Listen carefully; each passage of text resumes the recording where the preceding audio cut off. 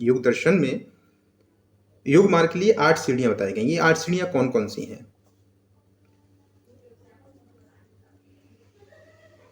इस कारण से योग को अष्टांग साधन या अष्टांग योग, the 8 fold path of yoga भी कहा जाता है। क्या कहा जाता है? 8 फोल्ड पाथ ऑफ योगा। किसके? 8 प्रकार के ही साधन बताए गए हैं जिन्हें अष्टांग योग कहते हैं। ये अष्टांग योग कौन कौन से आए जानते हैं? बहुत महत्वपूर्ण चीज हो जाती है अष्टांग योग। अष्टांग योग है, सबसे पहले इसमें आता है यम। यम क्या है? यम। दूसरे नंबर पर आता है नियम। तीसरे नंबर पर आता है आसन। चौथे नंबर पर आता है प्राणायाम। पांचवें नंबर पर आता है प्रत्याहार। छठे नंबर पर आता है धारणा। सातवें नंबर पर आता है ध्यान। और अंतिम और 8वें नंबर पर आता है समाधि। यानी यम, नियम, आसन, प्राणायाम, प्रत्याहार, धारणा, ध्यान, समाधि। अब देखिए, फर्दर हम जब देखेंगे तो इस यम के अंतर्गत भी 5 इसके सब पोर्शंस होते हैं। वो कौन कौन से होते हैं? सबसे पहले होता है अहिंसा, दूसरा होता है सत्य, तीसरा होता है अस्तेय, चौथा होता है ब्रह्मचर्य और पांचवा होता है अपरिग्रह।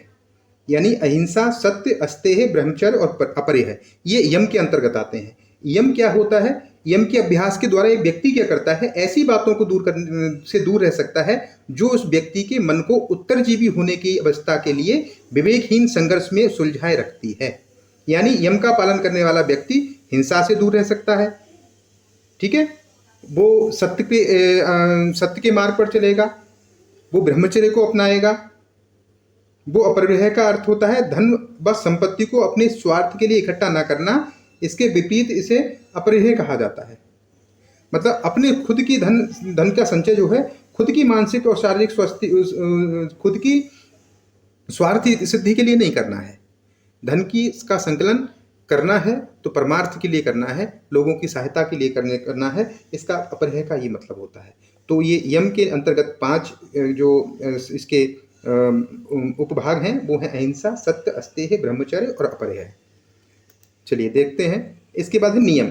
नियम में भी पुनः इसके नियम के भी 5 पार्ट होते हैं।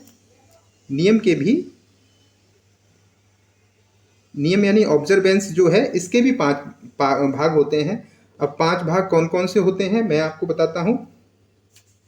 नियम में होता है, सबसे पहला होता है शौच। दूसरा होता है इसमें संतोष। तीसरा होता है तप। चौथा होता है स्वाध्याय।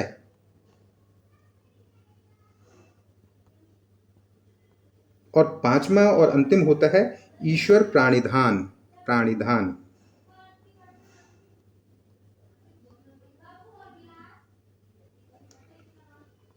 तो ये नियम होते हैं: शौच, संतोष, तप, स्वाध्याय और ईश्वर का प्राणिधान। शौच का मतलब होता है शुद्धता, हमें शारीरिक और मानसिक रूप से शुद्ध होना चाहिए। संतोष का अर्थ होता है संतुष्टि, जीवन की सभी स्थितियों में हमें संतुष्टि का भाव रखना चाहिए। तीसरा है तप, लक्ष्य को प्राप्त करने के रास्ते में आने वाली कठिनाइयों, रुकावटों व जटिल स्थितियों को आसानी पूर्वक सहन करना व लक्ष्य की ओर निरंतर आगे बढ़ते रहना ही क्या है? तप है। यहाँ पर भी भ्रांति लोग कर लेते हैं कि तप बहुत योगी वाला तप तो नहीं है। तप का मतलब है कि जीवन में आने वाली जो भी जटिल परिस्थितियां हैं उनको आसानी से हम सहन कर सकें, अपने लक्ष्य की ओर बढ़ते हुए बिना इन आने वाली दुश्वारियों से डाइवर्ट हुए हम अपने लक्ष्य की ओर लगातार बढ़ते रहें, उसको तप कहते हैं। और स्वाध्याय का मतलब होता है कि निष्ठा भाव से अध्ययन करना, स्वाध्याय कहलाता है। ये पहली प्रकार का अध्ययन होता है स्वाध्याय। दूसरी प्रकार का अध्ययन स्वयं का अध्ययन, सेल्फ स्टडी। इसको स्वाध्याय को इंग्लिश में सेल्फ स्टडी भी बोलते हैं। ये जानना कि मैं कौन हूं, मुझे क्या करना चाहिए, मैं क्या कर रहा हूं और मेरे जीवन का लक्ष्य क्या है। उपरोक्त दोनों प्रकार के अध्ययन स्वाध्याय से संबंधित होते हैं। यानी जो हमने 2 अभी पढ़े थे कि ये स्वाध्याय है, स्वाध्याय में हमें सेल्फ स्टडी के माध्यम से अपने ज्ञान का अर्जन किया जाता है, ज्ञान को बढ़ाया जाता है। चलिए और अब तीसरे नंबर पर आता है पोस्चर्स यानी आसन। आसन यानी पोस्चर्स। पोस्चर्स क्या होता है?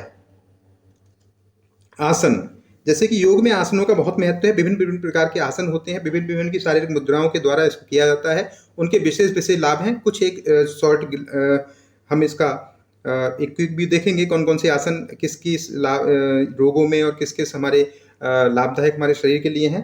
तो सबसे पहले हम जानते हैं अष्टांग योग के अंतर्गत आसन। आसन का मतलब क्या होता है? यम और नियम के उपरांत आसन की बारी आती है, जो कि तीसरे नंबर पर है। इसका अर्थ होता है शरीर को स्थिति या आसन, पोस्चर। आसन मतलब पोस्चर, तो इसका मतलब शाब्दिक अर्थ हो जाएगा कि शरीर की स्थिति, उसका पोस्चर कैसा है। इसका अर्थ होता है कि आरामदायक स्थिति या आसन में बैठना भी होता है तरीके से। और आसनों की योग में इतनी लोकप्रियता है जिससे कि लोगों को ये भ्रांति हो गई कि योग का मतलब ही आसन होता है, लेकिन ऐसा है नहीं। वास्तव में आसन शरीर को लचीला, जनरली क्या होता है कि आसन जो होते हैं, ये पोस्चर्स जो होते हैं हमारे योग के अंतर्गत, वो हमारे शरीर को क्या करते हैं? लचीला बनाते हैं, फ्लेक्सिबिलिटी बढ़ाते हैं हमारे शरीर की।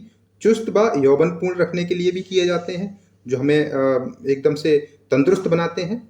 आसन शरीर में बसा के, सबसे बड़ी चीज़ क्या है, जो एक्स्ट्रा फैट हमारे शरीर में जमना शुरू हो जाता है, तो आसन की मदद से वो फैट कम किया जा सकता है और शरीर हमारा सुंदर और सुडौल बनाया जा सकता है। तो ये अष्टांग योग के अंतर्गत आसनों का महत्व। चौथा जो नंबर है वो है प्राणायाम का।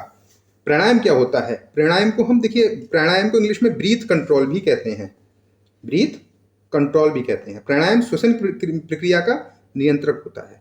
जो हम सांस लेते हैं, हमारी रेस्पिरेटरी सिस्टम है, उसमें हमारी श्वास का जो रोल है, उसमें क्या है, उसका कंट्रोलिंग यहाँ से करते हैं हम, यानी प्राणवायु का जो नियंत्रण होता है वो प्राणायाम के माध्यम से होता है। श्वास को अंदर ले जाना व बाहर निकालने पर उचित नियंत्रण होना चाहिए, यही प्राणायाम है। मूल रूप से प्राणायाम के 3 घटक होते हैं। अब इसमें भी फर्दर 3 घटक होते हैं, और वो 3 घटक प्राणायाम के कौन कौन से होते हैं ये भी बहुत महत्वपूर्ण हो जाता है। वो होता है पूरक, कुंभक और रेचक। पहला होता है पूरक, दूसरा होता है कुंभक, और तीसरा होता है रेचक। ये किसके पार्ट हैं? ये हैं हमारे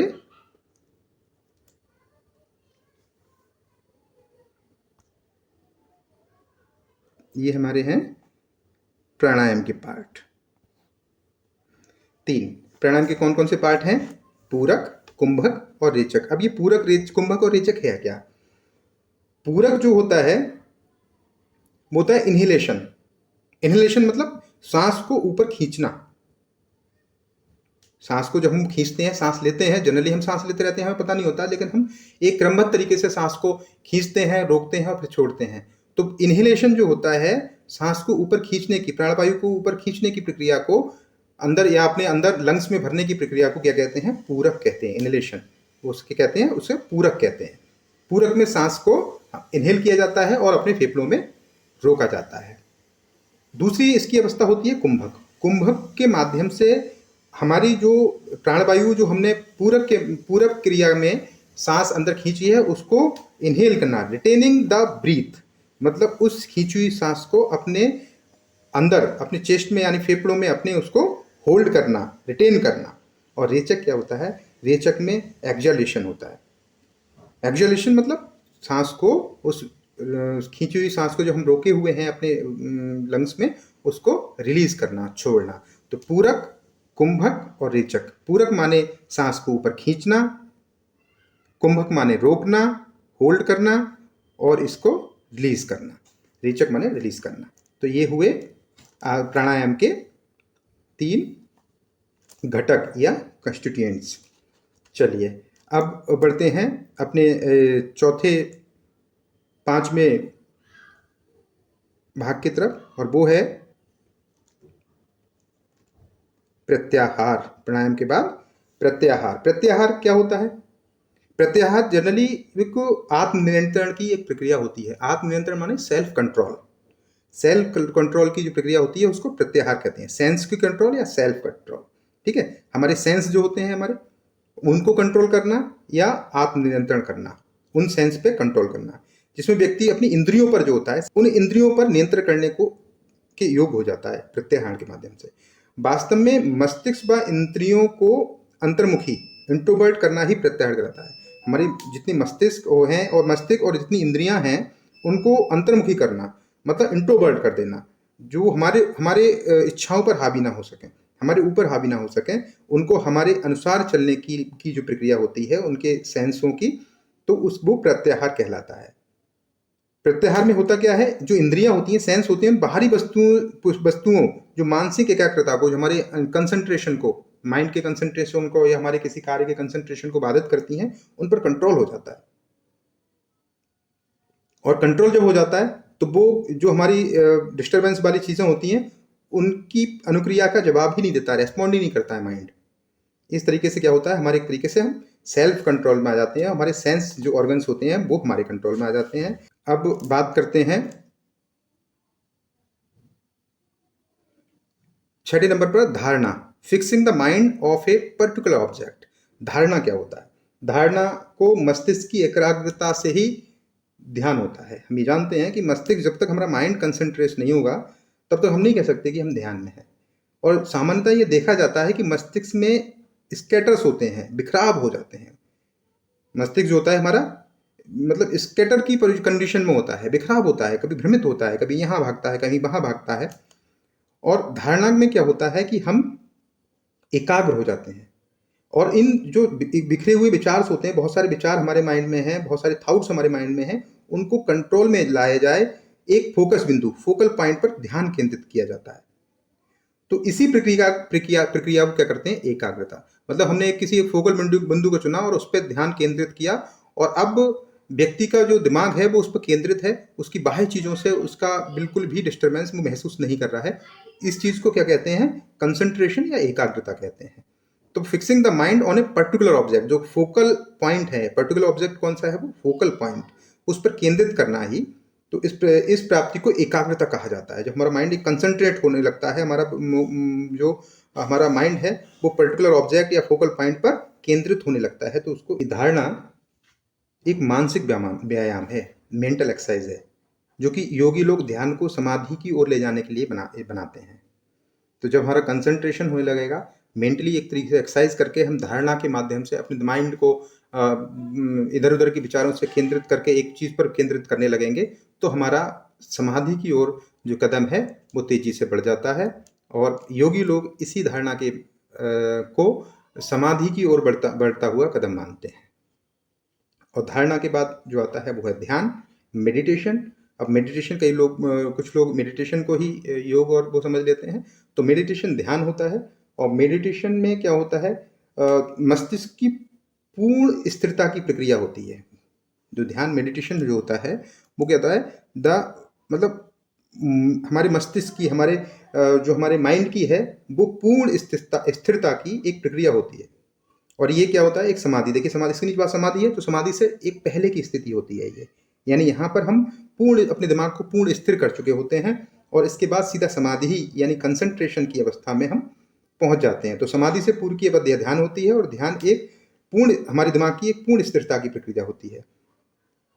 ध्यान हमेशा हमारे जीवन से जुड़ा रहता है।